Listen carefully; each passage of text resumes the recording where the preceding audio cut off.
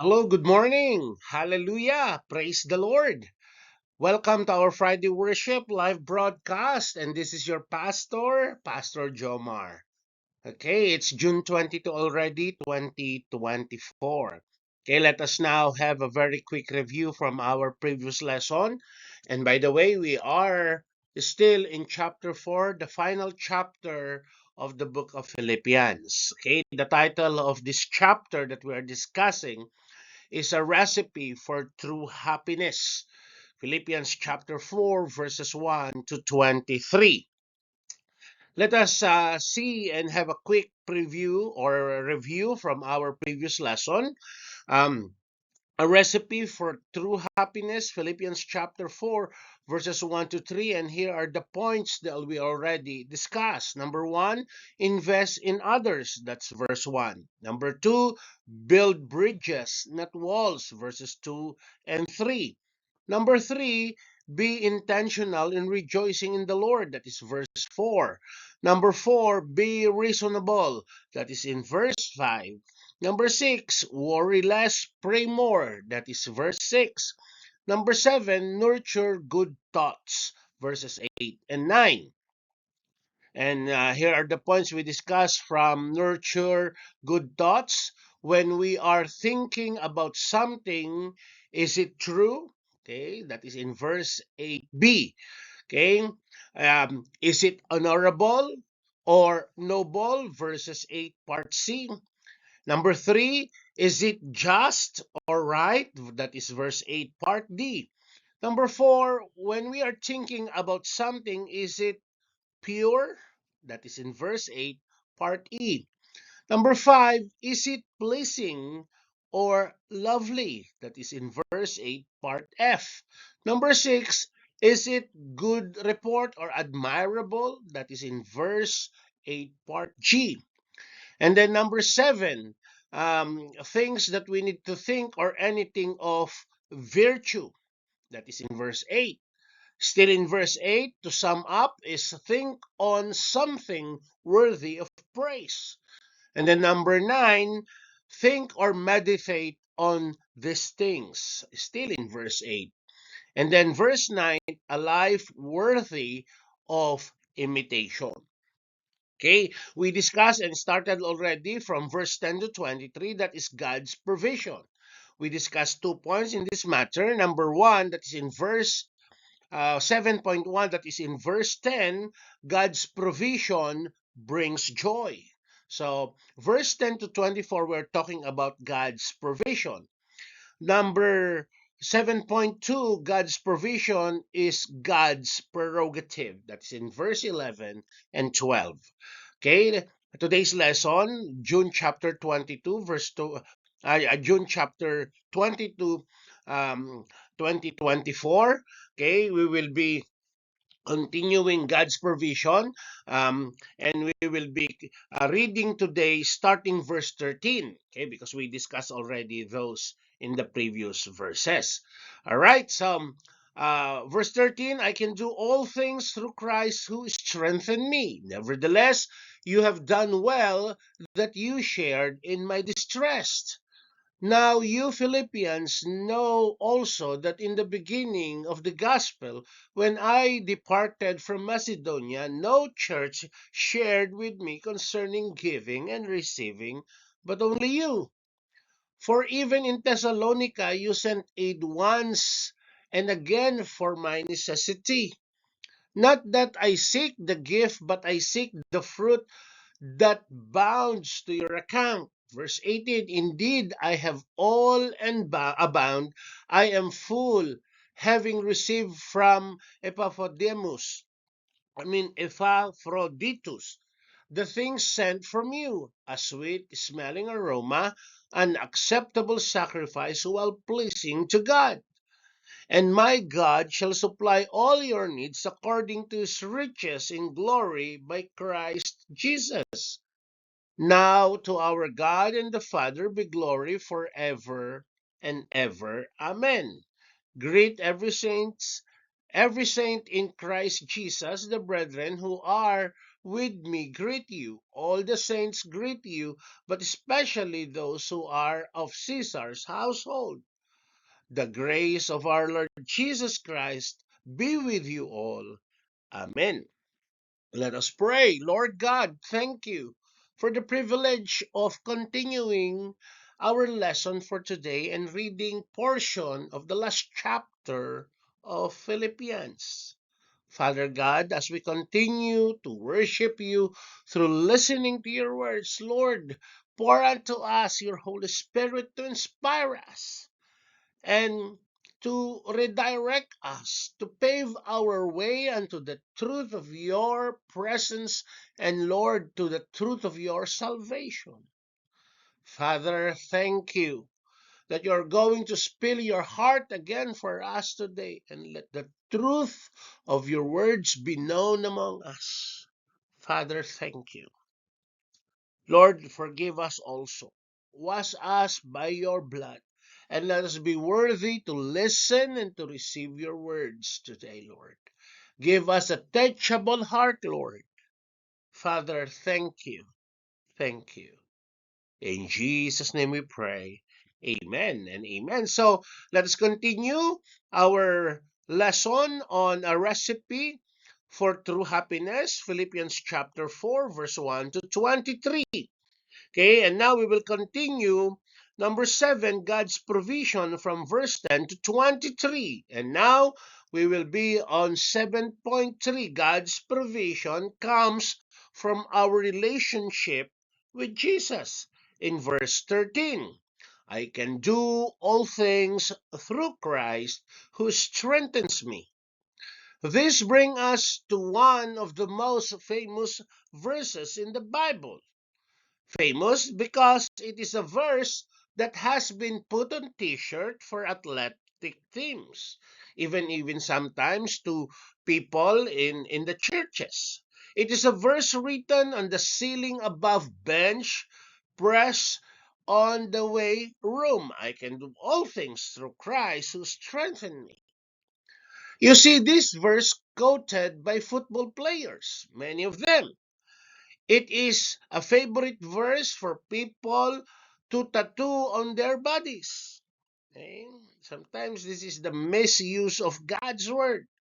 The problem is 99% of the time this verse is misrepresented. We are using it in the wrong way. Okay? That's the sad part of it. This verse does not mean that if you rely on Jesus, you can be able to throw football like Cristiano and the others who are famous in the football field. It does not mean you will become a successful athlete or business executive if you memorize or you put into your walls, okay, and so on and so forth. Remember, the meaning of word is determined by the context in which they are used. Okay? How you used the I can do all things through Christ who strengthens me. How do you use it? What was Paul thinking about these verses? It is important for us to know how Paul think about it so that we would understand to use this verse in the future. Paul was talking about learning to be content in times of plenty and in times of poverty, because the context of this verse reveals that Paul is giving thanks to the people of Philippians, how they supported him to continue their partnership in the gospel. It is difficult times for Paul before, because he's just relying on his tent making the time they are not doing missionary works. And the proceeds of that tent making is being shared and divided among those people who is with them.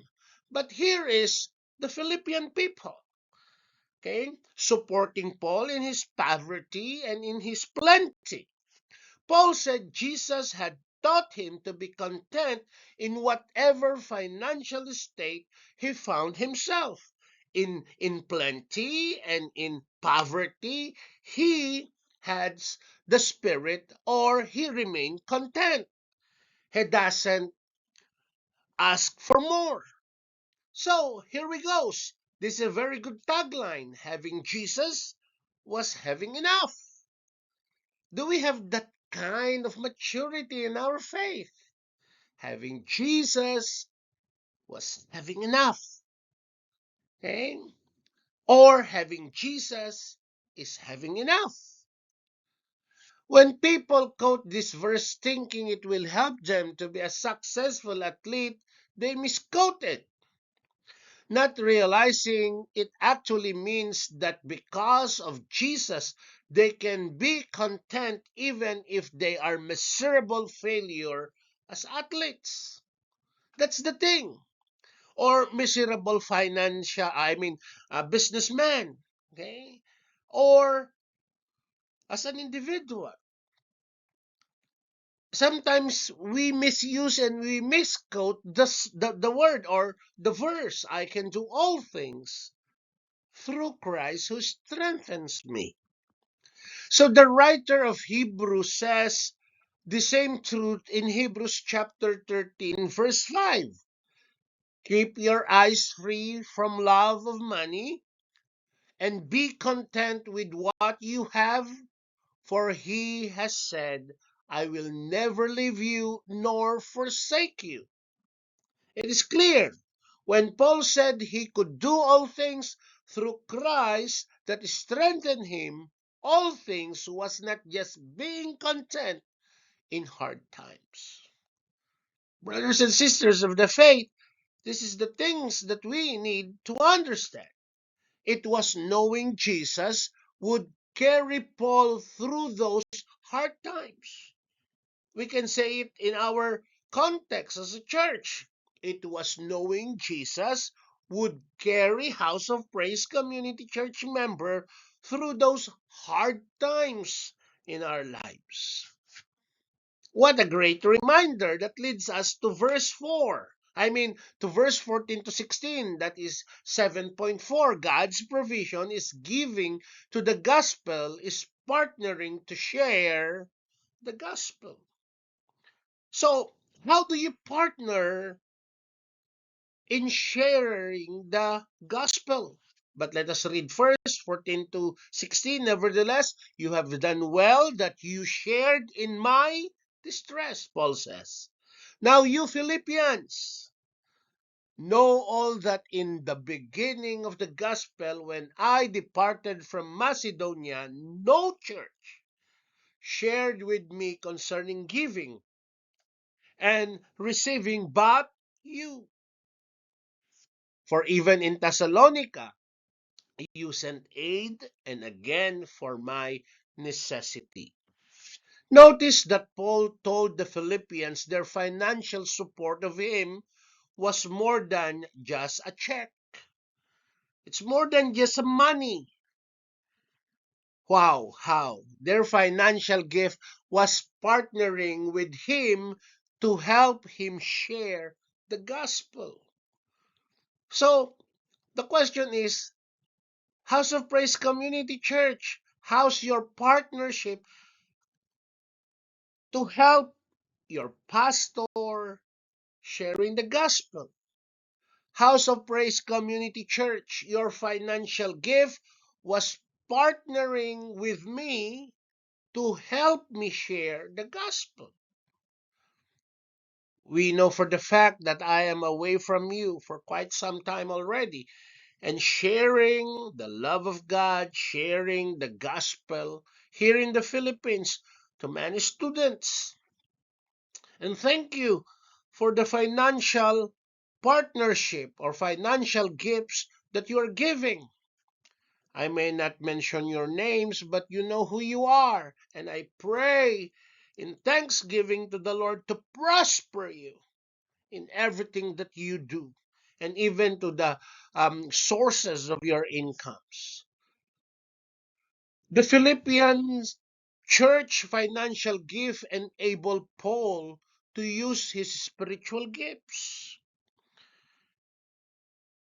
If a certain missionary, a certain pastor doesn't worry his finances because the church, you support your pastor, he will concentrate on sharing and using his gifts, spiritual gifts to others. In the same way, your financial gifts help our church and to your pastor to share the gospel. Thank you from the bottom of my heart that you are sharing and helping me financially in pursuing the sharing of the gospel. Your financial support to House of Praise Community Church will enable others to take time to teach the Bible and share the good news in our church and community. Thank you for that. We often think that only way the gospel makes progress is if we can verbally share the good news. You know what? That is not true. Why? Those who are generous with their resources help the gospel make progress by enabling other programs and people to share the good news in their places.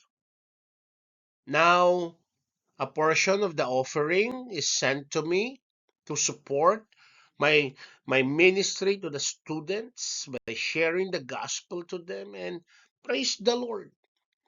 Many students have known the truth of Jesus Christ. There is an inseparable relationship between financial giving and gospel sharing. We cannot separate the two. It goes hand in hand. Can you imagine if there is no financial support of a pastor and then he's sharing the gospel? Okay? Can you see the distress, as Paul says, in my distress? Okay? When I left Macedonia, no churches had helped me but you. No churches has supported him financially but the Philippine church. I ask you, are you partnering with your church family at House of Praise Community Church? Are you? Do you? Are you someone who receives the benefit of teaching, like preaching the Word of God, just like now, worship and prayers, but you expect it all to come for free? Sometimes we have this um, self-entitlement. Okay? This is a little hard to say, but it is true. We want everything is free. Even sometimes we are thinking uh, free from any burden of financial support to the church, and we don't even give our tithes. Not only that, we don't even want to support and help financially our pastors. Children are the ones who expect to receive everything for free. Adults take responsibility and want to pay. Okay, yung mga bata, libre yan. Bata eh. But we adults, we expect that everything should be free. Okay, punta ka sa restaurant, you go to the restaurant, do you expect that an adult will eat anything that he wants in the restaurant and it's free? Or go to Starbucks, drink every coffee you want and every pastry that they have, and then it's free? Okay? Kids will take, but your parents, you adults, should pay. When it comes to your involvement, are you more of a child or an adult? Your involvement in the church, in the ministry of the church, are you of a child or are you an adult? Are you someone who expect to receive teaching free? Let me repeat that again. Are you Someone expect to receive teaching for free. Your kids to be involved in the church program for free. Listen to the worship team for free. Or are you an adult? You are taking part of the expenses. Having have you taken financial responsibility? Oh, sorry. Are you taking financial responsibility for what takes place in your church, in our church? No doubt you are. Praise the Lord to that. Are you partnering with our church to make sure your pastor is supported and God's word is taught? You already reached that kind of consciousness? We call that kamalayan. Have you? Are you partnering with God, Jesus Christ, to make sure your pastor is supported and God's word is taught? I hope we already reached this kind of consciousness and spiritual maturity. Too many people in our culture have a sense of entitlement. They expect everyone else to pay. Okay? I hope so. Brothers and sisters of the faith, okay, let us continue with this discussion next week. We will continue the recipe for true happiness. And that will be on June 19 or June 29 already. Before I end this lesson, okay, Kuya Jerry, happy birthday. Belated now in the Philippines. Thank you for your life. Thank you that you have given your life for the Lord and chooses the House of Praise Community Church to be your home church away from home. Thank you for your partnership in the gospel. I cannot name them one by one, but I'm grateful of all the support you have. I highlighted Kuya Jerry now. Soon I will highlight also the others. Kuya Jerry, we love you. Kuya Jerry, thank you for your love for Christ, and we are experiencing that love because you have a true heart for the Lord. I am quite emotional now because I miss you too. Ah,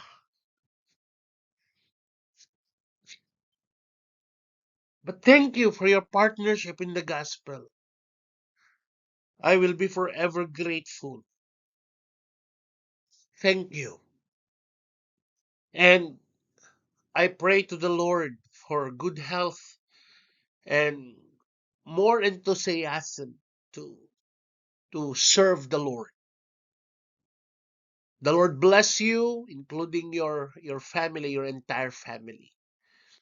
But you are rest assured, we are praying for you because we love you and you are a partner in advancing to share the word of God. Thank you, Kuya. Once again, happy birthday and God bless you. Okay, we will continue next week. Chapter 4, we're still in the final chapter. We will still continue our recipe for true happiness in Philippians chapter 4, verses 1 to 23. And we will continue our lesson from number 7, God's provision, from verse 10 to 23. We will be discussing 7.5 next week. God's provision rewards the giver. 7.6, God's provision is an act of worship that pleases God.